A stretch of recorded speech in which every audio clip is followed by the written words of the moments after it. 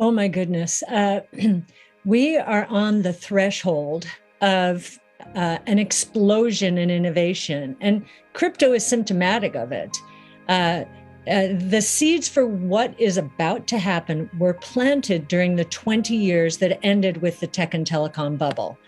Those seeds have been gestating for 20 to 25 years, sometimes 30 years, and are now beginning to blossom. And that's not even the right word. They are exploding into existence. So we think there are 5 major platforms, 14 different technologies that are all getting ready to move into the sweet spot of their SCurves. And there are going to be convergences between and among these technologies. So you're going to have one SCurve feeding another, and creating explosive energy and explosive growth. And I think in the crypto space, we're going to see blockchain technology and artificial intelligence converge and cause explosive reactions. So it's pretty exciting. Just to get back to investing in the future, when I was trying to explain to someone what I wanted to do before starting Ark, and who's not in our business, he said to me, "Oh, you mean that in the future of investing is investing in the future?"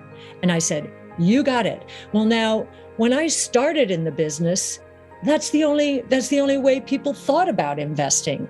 And then we went through the tech and telecom bust, and then the 08-09 meltdown, and we ended up with huge risk aversion in the markets and a tendency to invest very much like the broad-based indices out there. In other words, not adding much more value than the indices themselves. And the indices are where they are because of what has happened historically. The largest companies, the most heavily weighted companies in these indices are there because of their past success. But if we're right, and all of this disruptive innovation is about to explode, well, they are in harm's way. Yes, well, this chart was drawn by Brett Winton, or developed by Brett Winton, who's our director of research. And he was working with academic literature to try and understand what would be the productivity or the impact on productivity of the combination of these platforms. And what he's depicting here is the productivity uplift is going to be unlike anything we've ever seen. We've had multiple platforms evolving at the same time only once before, and that was in the early 1900s: telephone, automobile, and electricity. And that world, that was the technologically enabled innovation of the time, and transformed our world completely. Let me put some numbers on where we are now. In 2019, when we did this chart, we evaluated the market cap around the world associated with truly transformative innovation. That year, it was $7 trillion. So it was less than 10% of the global equity market cap. That's public equity. The next year, last year, that doubled to 14 trillion. And we did have a very good year last year. We believe that in the next 5 to 10 years, that number is going to north of $100 trillion. But what we're not saying so that's the upside. The downside will be in the broad-based benchmarks, which have been beneficiaries of the traditional world order and are now going to be disrupted and disintermediated. So in order to summarize this section about like this explosive innovation, what is the current market holding true that you think the market is fundamentally wrong about? I think the pace of innovation and the convergence between and among these platforms. Most investors have never seen exponential growth. Well, they recall seeing it once. It was during the tech and telecom bubble, and that ended badly. And that's why there's been this allergic reaction to innovation and high valuations. Most investors have a 1-year time horizon, maybe 18 months. We have a 5-year investment time horizon. The early years of exponential growth, when we're at low numbers in terms of the base, the numbers don't look that much different from linear growth. But when you go out 5 years, the difference between exponential, so revenue growth rates in the 25 to 50% range per year, and let's say GDP growth, which might be 5% at best, night and day.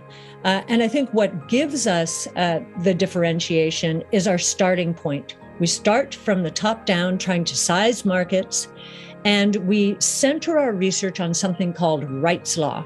Wright's Law is a relative of Moore's Law. Moore's Law is a function of time. Wright's Law is a function of units. And actually, Wright's Law has worked better in the semiconductor industry than Moore's Law itself during the last few years. And so that's how we get to numbers like the electric vehicle space, 2.2 million last year, but the costs are dropping to such an extent now that we think that number is going to 40 million, almost half of the global cars sold in 5 years, actually more like 4 years now. No one has that kind of accelerated growth in their models. They've never seen it before, so they're not modeling it in the future. But Wright's Law is a very good guide. Just to hop in and emphasize this point, because I'm sure Yassine and I both have built these Wright's Law models. Cathie's saying, like, as you increase the units of production, there's a certain cost decline curve to that technology. And so that's a lot of Ark's work of being able to predict out 5-10 years. What are the costs of these things going to be based on the units produced? There's this other thing that was coming to my mind as Cathie was talking. And Elon Musk has this line of fate loves irony, which always messes up my head. But when I think about how backward looking a lot of traditional finance has become, that comes at the same time, and the backwards looking is, as Cathie's saying, focusing on indices and investing based on the past. That's happening at the same time that the world is changing at an accelerating rate. And so there is this tragic irony that people are more and more backwards looking in their investing, at least institutions are, while the opportunity is getting larger and larger in the future.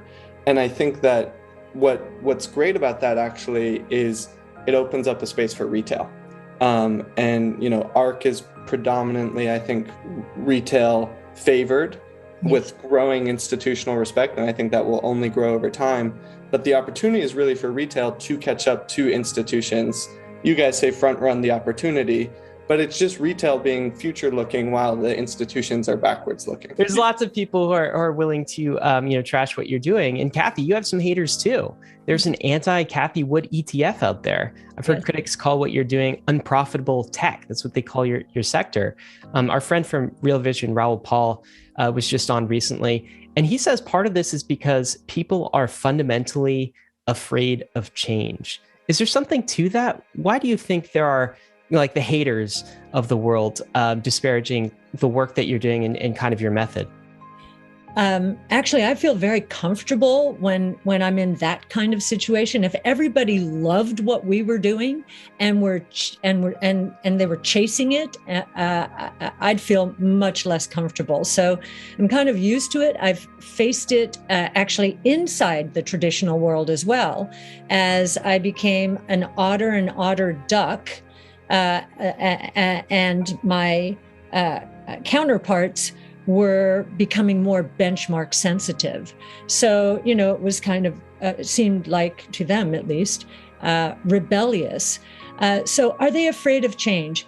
I think there's muscle memory associated, certainly at the high level management, associated with the tech and telecom bubble.